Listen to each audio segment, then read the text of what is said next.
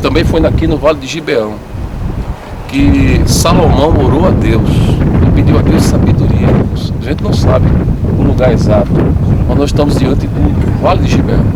Em algum ponto aqui, Salomão também orou a Deus e pediu a Deus sabedoria, porque ele era uma criança, se tornou rei de Israel. E ele não sabia reinar. E Deus apareceu para ele em sonhos. Deus pediu a ele, Deus disse a ele: peça o que você quer. Ele podia ter pedido o que ele quisesse, riquezas, poder. Ele podia ter pedido o que ele desejasse, mas ele pediu a Deus só uma única coisa. Ele disse: Deus, me dá sabedoria para reinar sobre esse grande povo que tu me colocaste. Então, a tua oração é muito especial para Deus. Vocês estão vendo toda essa grandiosidade desse templo. Nada se compara com o que tem ali. Uma gruta simples, humilde, mas foi ali que se cumpriu as Escrituras quando estava revelado pelos profetas: em tu, Belém de Judá, a menor de todas as tribos, nascerá aquele, o escolhido das nações. Então aqui se cumpriu a profecia do nascimento de Jesus, Senhor, Filho de Deus.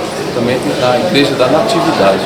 Então toda essa grandiosidade que você tem aqui é o templo da Natividade, mas no subsolo desse templo, uma gruta simples e humilde. E foi lá que nasceu o Redentor da humanidade, Jesus. Bom, amados, nós estamos aqui no Jardim das Oliveiras. Nós temos oliveiras com mais de 2000 anos. As oliveiras são talvez as mais antigas do mundo, são essas oliveiras que estão aqui. Então esse lugar foi preservado porque Jesus andou nesse lugar. É o único motivo, irmãos, de essas oliveiras estar sendo preservadas aqui. Eu gostaria de ler o texto da Bíblia que se encontra lá em Mateus 26, versículo 36 em diante, que diz assim: em seguida foi Jesus com eles a um lugar chamado Getsemane e disse a seus discípulos: assentai-vos aqui enquanto vou ali orar. E levando consigo a Pedro e os dois filhos de Zebedeu, começou a entristecer-se e angustiar-se. Então lhes disse: a minha alma está profundamente triste até a morte, ficai aqui e vigiai comigo.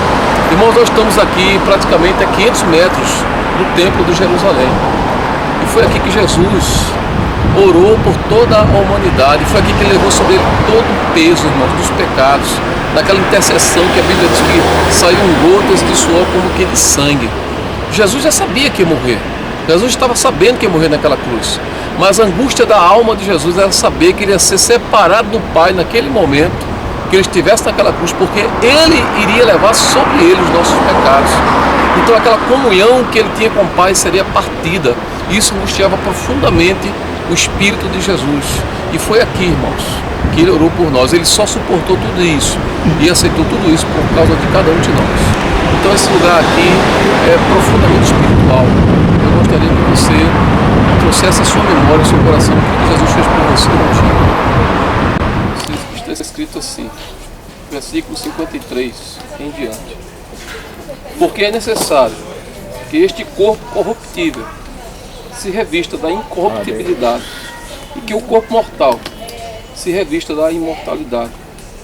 E quando este corpo corruptível se revestir da incorruptibilidade e o que é mortal se revestir da imortalidade, então se cumprirá a palavra que está escrita: tragada foi a morte pela vitória.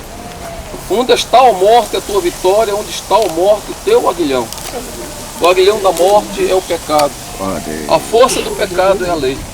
Graças a Deus que nos dá a vitória por intermédio de nosso Senhor Jesus Cristo. Amém. Amados, o aguilhão que o apóstolo Paulo se refere aqui, nós já sabemos que era uma lança usada para fazer com que os animais que aravam a terra, quando eles emperravam, quando eles queriam mais andar, eles fossem forçados a andar. E aquele aguilhão era ferir os animais, na verdade, porque doía bastante, era uma seta. E só assim os animais muitas vezes conseguiam caminhar quando estavam cansados ou não queriam mais caminhar. Mas o apóstolo Paulo usa essa história para fazer uma analogia a respeito da morte. Ele diz: onde está, ó morte, a tua vitória? Onde está, ó morte, o teu aguilhão? Que também foi profetizado muitos anos atrás. Através dos séculos, irmãos, nós, seres humanos, nós temos uma luta constante com relação à morte. Nós não fomos feitos para morrer. Nós somos feitos para sermos eternos. É por isso que nós temos uma dificuldade muito grande de assimilar a morte. E a morte é algo tão cruel, irmãos, porque quando a gente perde alguém querido nosso, é alguém que nunca mais vai fazer parte da nossa vida, que já fez, mas não faz mais. É alguém que nunca mais nós vamos ouvir a voz. É alguém que nunca mais nós vamos poder conversar. Porque é alguém que simplesmente como se tivesse se extinguido. Então é muito duro, é muita dureza, irmãos, de enfrentar a morte. Mas a gente quando lê a Bíblia, lê o Evangelho, nós vemos uma luta ferrenha de Jesus com a morte. Jesus não aceitava a morte, Jesus não tinha a morte como algo normal, nem algo natural. E através dos séculos os homens têm sido assim. Os filósofos, quando dizem qual é o sentido da vida, o que é que eu estou fazendo nessa vida, de onde eu vim, para onde eu vou, eles estão questionando a respeito da morte também. Os cientistas, irmãos, estão... Agora há pouco, os cientistas construíram lugares muito frios, onde se pode colocar um corpo, que eles vão pagar fortunas, $200 mil, para aquele corpo ficar ali, esperando que a ciência um dia descubra uma maneira de ressuscitar aquele corpo. E as pessoas estão tendo fé nisso. Mas Jesus, amados, ele lutou com a morte de uma maneira tão comprometida, que a Bíblia diz que todas as vezes que ele lidava com a morte, ele agia com uma ousadia e uma autoridade para que aquele morto ressuscitasse. Nós conhecemos a história do filho da viúva de Naim, nós conhecemos a história de Lázaro e muitas outras histórias. Inclusive lá em Lázaro, Jesus é a única parte da Bíblia que diz que Jesus chorou. Mas, amados, esse lugar para nós é único, nesse momento é muito especial, porque foi um lugar separado por Deus, para que todo mundo, todo o universo, os anjos, os querubins, os arcanjos, os demônios, Satanás, os homens, os seres humanos pudessem contemplar. Foi o palco que Deus armou aqui, para que o Senhor Jesus Cristo sofresse tudo que Ele sofreu, padecesse tudo que Ele padeceu. Irmãos, nós temos um grande problema, o ser humano tem um grande problema. Nós nos envolvemos com tantas dificuldades, com tantos compromissos, com tantas responsabilidades, que nós temos a dificuldade de se lembrar do que aconteceu e do nosso passado. E a ceia do Senhor é um memorial. A gente tem que parar um momento e trazer à mente, trazer à memória aquilo que o Senhor Jesus fez por nós. Normalmente nós esquecemos as coisas boas que as pessoas fez por nós e parece que nós temos uma tendência de guardar as coisas más, as coisas que nos magoaram, que nos machucaram. A gente tem dificuldade de esquecer, mas as coisas boas nós temos uma facilidade enorme. Então Deus, porque sabia disso, Jesus Cristo, antes de vir a esse lugar, Ele separou os seus discípulos e tomou o pão. E tendo dado graças, o partiu e disse: Aleluia. Isto é o meu corpo, que partiu por vós. Fazei em memória de mim. Jesus deixou esse memorial, irmãos, porque Ele sabia que nós poderíamos esquecer. Eu gostaria que você pegasse nas suas mãos agora o corpo do Senhor Jesus Cristo. E que você tivesse esse momento muito especial diante do Senhor. Que você pudesse trazer à mente o que esse Jesus fez por você. Ele fez algo por você que ninguém poderia fazer. Ele fez algo por você, meu irmão, que só Deus poderia fazer. A salvação é algo tão sério, irmãos. A salvação é algo tão profundo. Glória a Deus. Que o próprio Deus veio. Dentro do Evangelho há algo diferente de todas as religiões. Todas as religiões, irmãos, elas procuram um meio de chegar a Deus. Todas as religiões são pessoas sérias, comprometidas em querer se aproximar de Deus. Mas o Evangelho é diferente. O Evangelho diz que Deus se fez carne e habitou entre nós. O Evangelho é diferente das religiões porque diz que Deus veio ao nosso encontro. Um dia, irmãos, Deus desceu da sua glória, Deus desceu da sua majestade, e a Bíblia diz lá em Filipenses capítulo 2, que mesmo sendo Deus se fez homem. E na posição de homem ele se humilhou mais do que todos os outros ao assumir a posição de servo. E na posição de servo, ele morreu a morte maldita de cruz. Então Jesus fez tudo isso por nós. Eu gostaria que você nesse momento pudesse pegar desta partícula que está em suas mãos. Aleluia. Senhor, nós estamos aqui, Senhor. Aleluia, glória. Nós partimos este pão como um memorial, porque um dia o teu corpo foi rasgado naquela cruz, na cruz do Calvário. O teu corpo foi transpassado, ele recebeu espinhos na sua fronte, o teu corpo foi esfolado naquela cruz, sofresse todas as dores ali por nós. A cruz era uma maldição, mas tu, Senhor, sofresse a maldição em nosso lugar. Tu tomaste sobre ti as nossas dores, tu suportaste o nosso pecado, as nossas iniquidades, para que hoje nós pudéssemos estar aqui, para que hoje nós pudéssemos ter vida e vida abundante.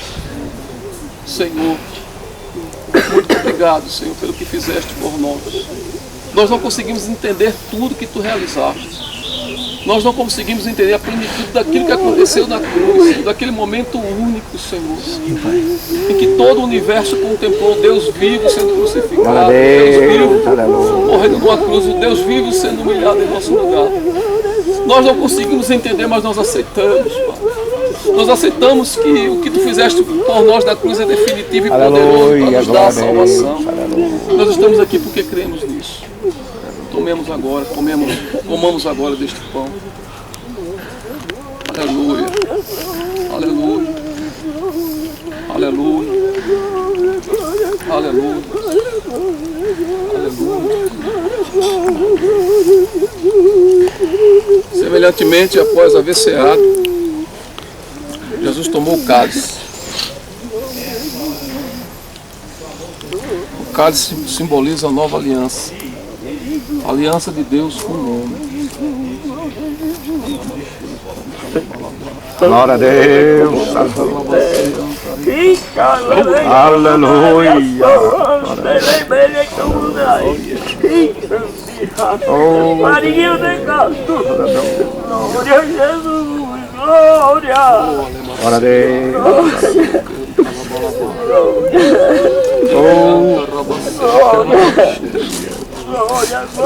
Glória a Deus. Aleluia.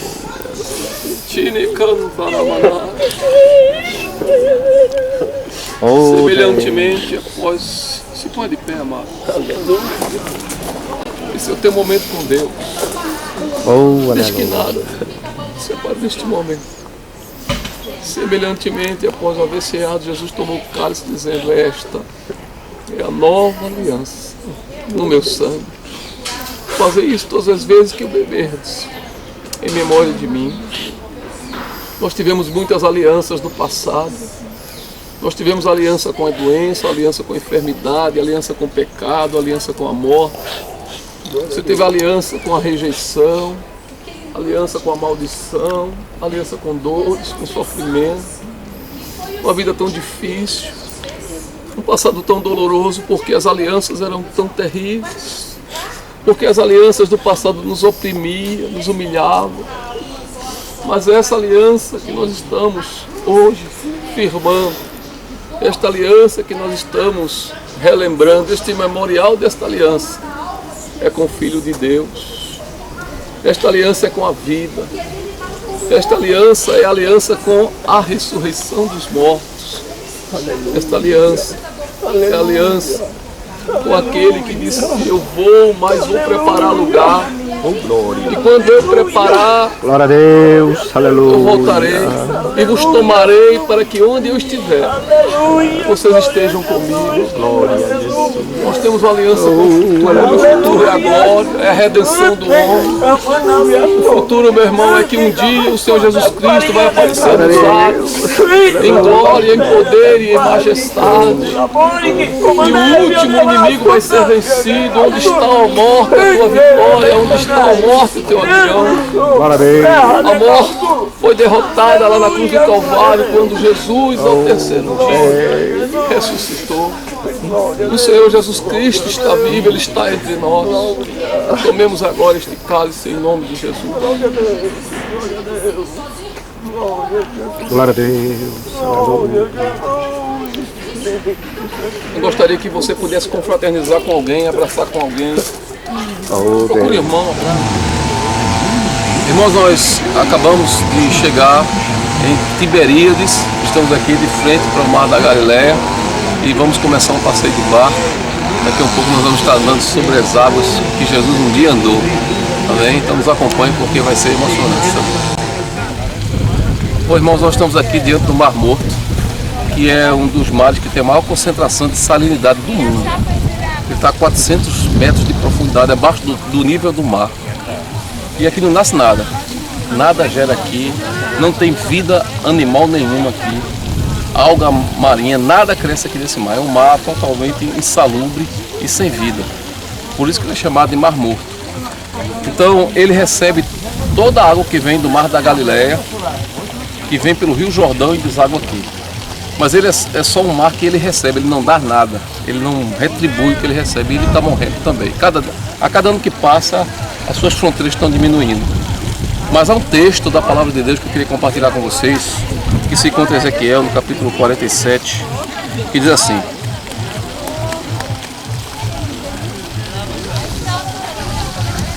Agora vamos banhar a grama, ficar aqui um pouquinho para depois voltar para lá. Deixa nós aí,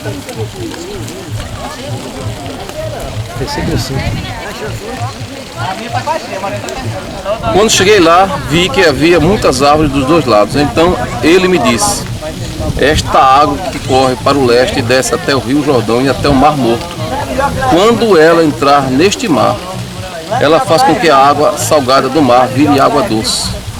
Em todo lugar por onde esse rio passar, haverá todo tipo de animais e peixes. O rio fará com que as águas do Mar Morto fiquem boas, e ele trará vida por onde passar. Essa é uma profecia dada a Deus para o profeta Ezequiel há quase 3.000 anos atrás. Então, um dia esse mar que não tem vida vai se tornar um manancial de águas, porque é uma analogia sobre a água viva de Deus, que é o Espírito Santo. Quando o Espírito Santo entrar nesse mar, vai dar vida a esse mar. Então é uma analogia muito forte para as nossas vidas. Se a gente não dá nada para ninguém, se a gente não contribui, se a gente não compartilha, se a gente se sente morto espiritualmente, o mar da vida, o mar do Espírito, quando entrar em nossa vida, vai haver vida em abundância, segundo essa palavra. É uma profecia que vai se cumprir e que está se cumprindo na vida de muitas pessoas, mas vai se cumprir em toda a terra. É assim que eu creio. Amados, nós estamos num dos lugares mais altos dessa parte de Israel, que é o Carmelo. O Carmelo, na verdade, não é uma montanha, é uma cadeia de montanhas. Mas essa é a montanha mais alta que há aqui.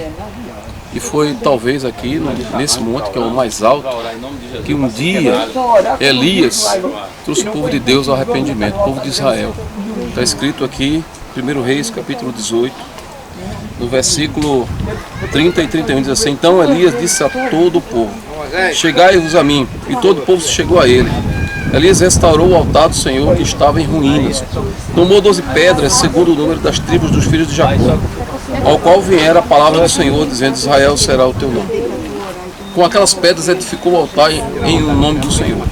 Então nós temos aqui, irmãos, 12 pedras. E nós separamos agora, tem muitas pedras aqui, nós separamos essas 12 pedras.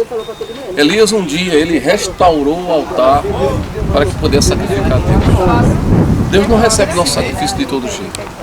Primeiro é necessário que haja uma restauração em nossas vidas, para que Deus possa nos receber. E nesse lugar Elias orou a Deus, e Deus fez um milagre extraordinário. Porque os profetas de Baal, eles buscaram a resposta de Baal, porque Baal era um Deus que era usado com fogo. O fogo enchia o Deus Baal, que era oco por dentro, de brasas, e era ali que se colocava as ofertas a Baal, que normalmente eram os filhos do povo de Israel. Era algo tão abominável a Deus, era algo tão terrível, que Deus não estava suportando mais isso, porque o povo estava cocheando entre dois pensamentos. E ali, amados, houve uma restauração, porque o povo se voltou para Deus. E ali os profetas de Baal clamaram e não houve resposta. O fogo de Baal, que era representado por um ídolo incandescente, não respondeu. Mas aí Elias acertou o altar, arrumou o altar, clamou a Deus e disse: Deus, para que o povo saiba que tu és Deus. E Deus respondeu com fogo e consumiu o holocausto, e consumiu as pedras, e consumiu onde as pedras estavam.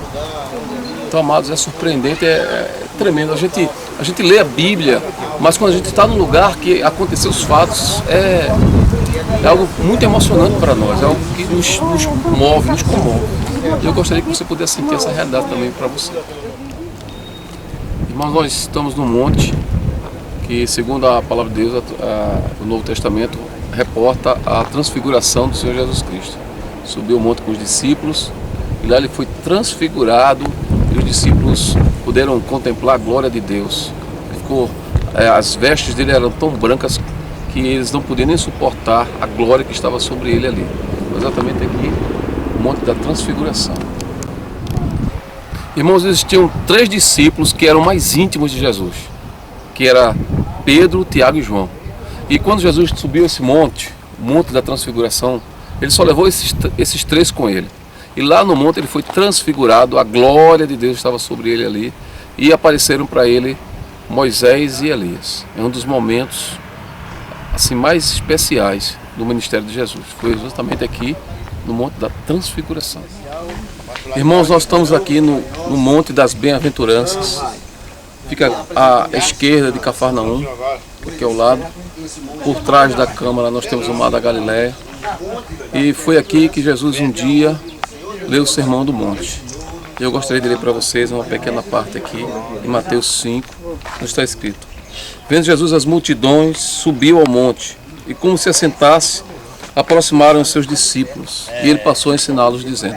Nós temos aqui muitas pedras, e aqui diz que ele assentou-se em uma dessas pedras, uma pedra aqui, e ele começou a proclamar essa bem-aventurança. Bem-aventurados os humildes de espírito, porque deles é o reino dos céus.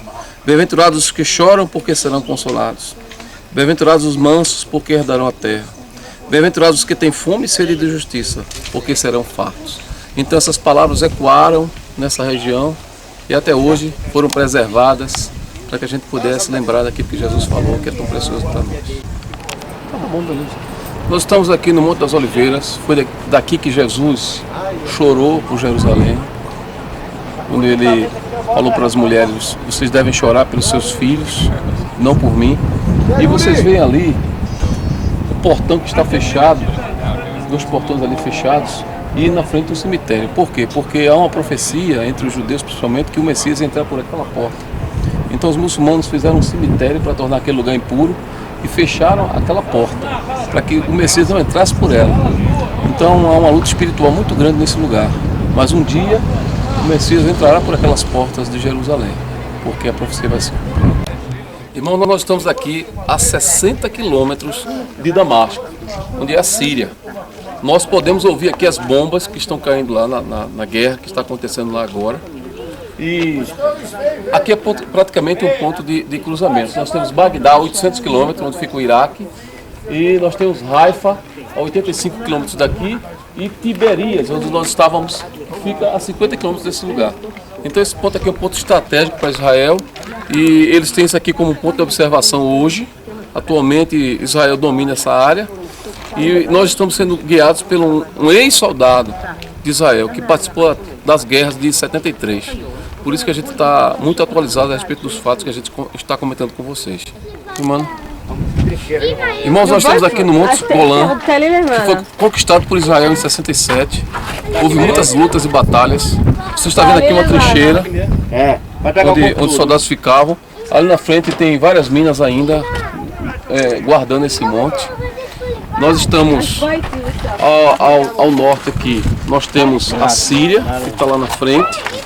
E aqui por trás, um monte muito importante para nós, o Monte Hermon.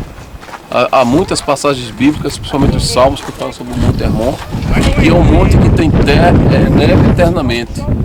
E esse monte, a neve derrete e desce pelo Rio Jordão.